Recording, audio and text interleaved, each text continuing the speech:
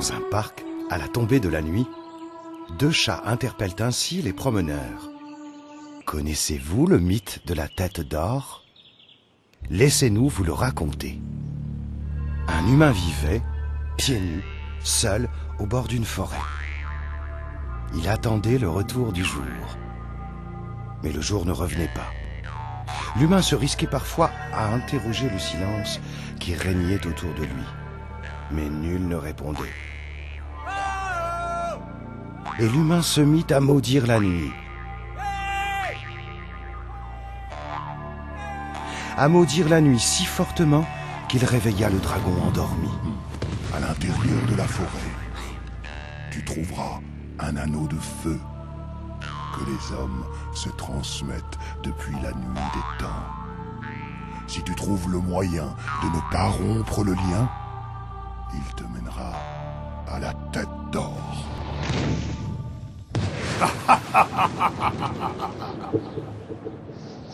Tout autour de lui, dans le noir de la nuit, des ombres blanches se mirent à tournoyer, un balai de fantômes. L'humain eut à peine le temps de se relever que le balai de fantômes s'était transformé en un tourbillon lumineux. Une sorte de soleil à l'éclat affaibli vrillait au-dessus de sa tête. L'humain, redevenu confiant, regardait à son poignet le bracelet de feu lorsqu'il le vit se volatiliser à la vitesse de l'éclair. Il leva les yeux au ciel et vit son bracelet briller dans le bec d'un grand oiseau. À ses côtés, flottant dans l'air, la silhouette d'une sorcière.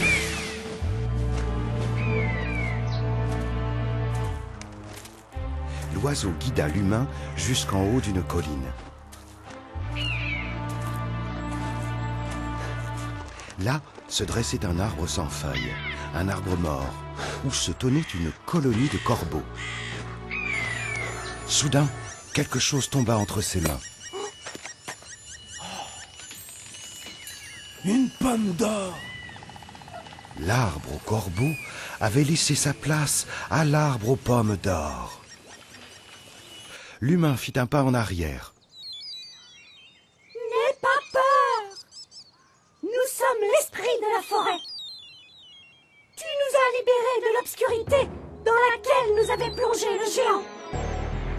Avant de te confronter au géant, jette l'anneau de feu dans le lac et croque la pomme que tu as entre les mains. Tu trouveras alors la force de le vaincre. Mais lorsqu'il vit la taille du pied du géant, il fut saisi d'une telle épouvante qu'il lâcha la pomme. Celle-ci roula sur le sol et s'arrêta au bord de la main du géant.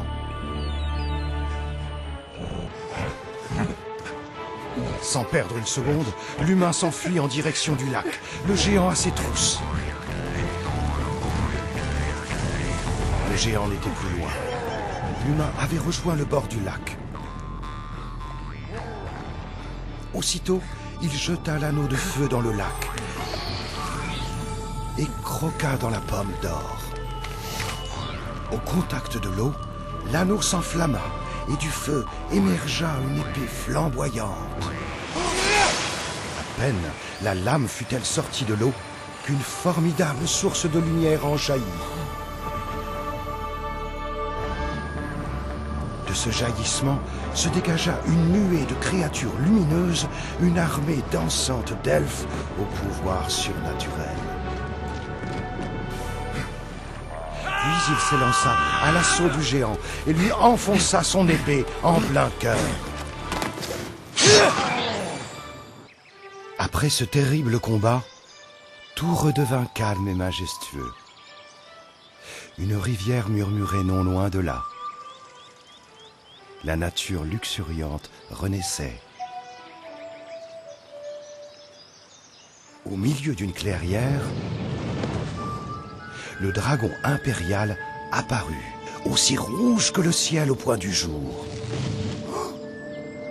La vie repose sur l'équilibre des éléments.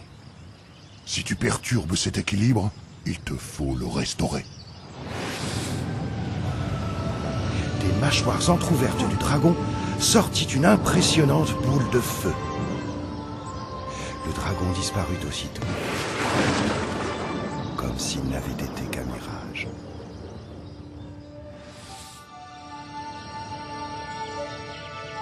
La boule de feu rayonnait comme un soleil. La tête d'or! Ici ce soir, avec vous, notre trésor est la plantation de 10 000 arbres en Indonésie. 10 000 arbres comme autant de pièces d'or, d'où pourra naître une lumière d'espoir pour ces populations. Ainsi s'achève et se perpétue le mythe de la tête d'or.